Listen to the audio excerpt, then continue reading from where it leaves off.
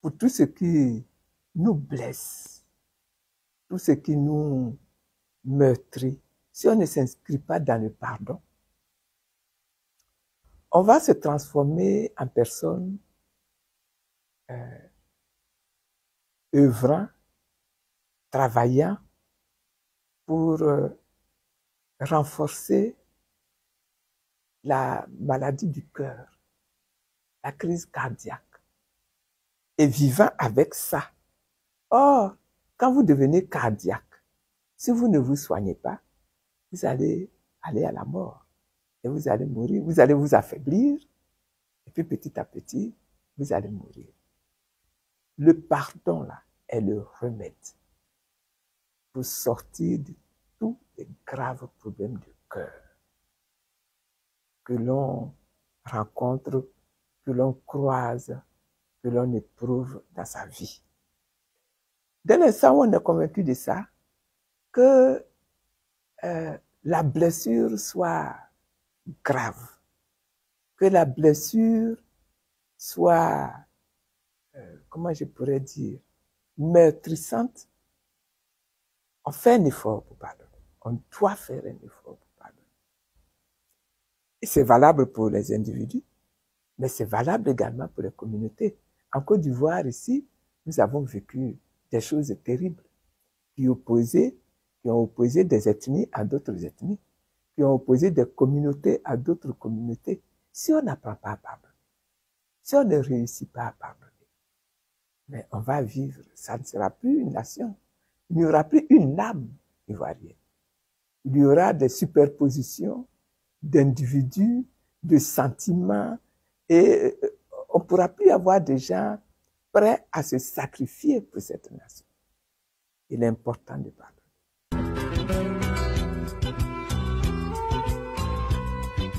Alors, vous voulez coûte que coûte que je vous dise si j'ai pardonné à Laurent Gbagbo?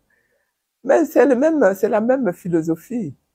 Laurent Gbagbo, c'est un homme que j'ai connu de très près, avec qui j'ai partagé plusieurs années de ma vie.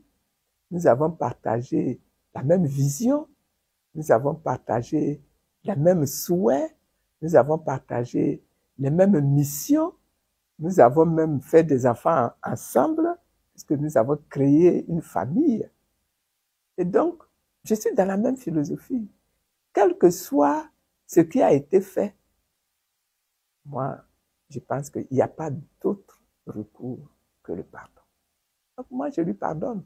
Et je souhaite qu'il me pardonne aussi. Parce que le pardon, là, il doit être réciproque. Voilà. Donc, voilà un peu ce que je peux vous répondre à ce niveau-là.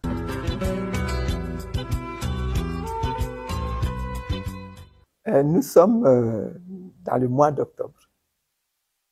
C'est un mois qui a été choisi pour faire une forte sensibilisation au niveau des femmes, au niveau de la communauté mondiale tout entière, sur la question du cancer des femmes.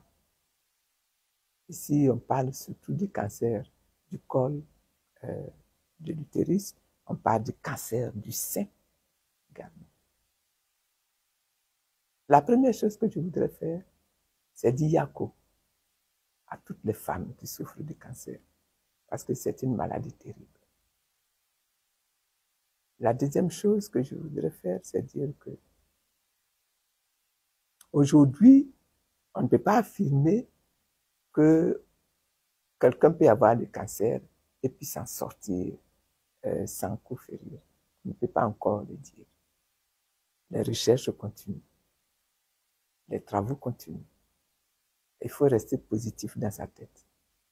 Mais surtout, si j'ai des recommandations à faire, c'est que nous-mêmes là, au-delà d'organiser un soutien aux personnes qui souffrent déjà du cancer et qui quelquefois n'ont pas les moyens pour s'en sortir seuls, c'est que nous-mêmes, nous travaillons sur notre hygiène de vie. Nous, femmes, déjà. Que nous fassions attention à notre corps, pour vérifier régulièrement que les différentes marques que les chercheurs, que les spécialistes indiquent là, nous ne les avons pas dans notre corps. Parce que quelquefois, quand c'est plus tôt, il y a beaucoup de chances que l'on en guérisse, que l'on en soit débarrassé. Et puis, peut-être le dernier message, c'est que le corps, là, il doit être entretenu. Notre corps physique doit être entretenu.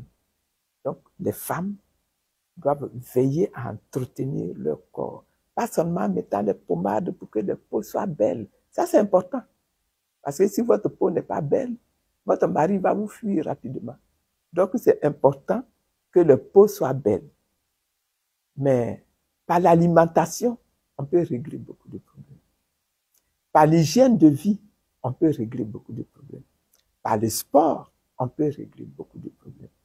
Donc, tout ça, ce sont des recommandations que je fais pour que ça semble très peu de choses, mais ça peut apporter quand même un peu de soulagement à nos sœurs, à nos mères qui déjà souffrent du cancer.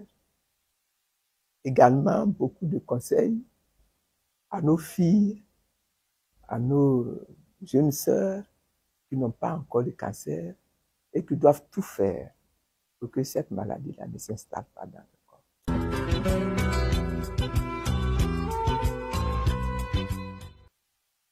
Je voudrais vous remercier de m'avoir prêté votre micro pour exprimer quelques points de vue sur la politique africaine, sur notre vision pour l'Afrique.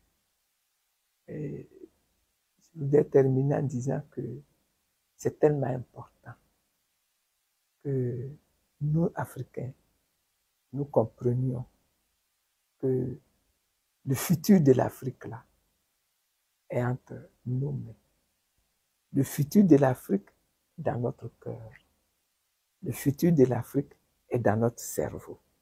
Et que nous devons travailler pour que notre cœur, notre cerveau, notre âme se lève et se tienne debout pour mener ce combat-là de la récupération de l'Afrique. Parce que c'est un combat qui s'engage aujourd'hui. Mais c'est un combat dans lequel on va être victorieux. Si aujourd'hui, là, on se lève effectivement dans la confiance, dans l'assurance que nous avons en nous, un dépôt fait par Dieu et qui va nous permettre de triompher. Que Dieu nous bénisse.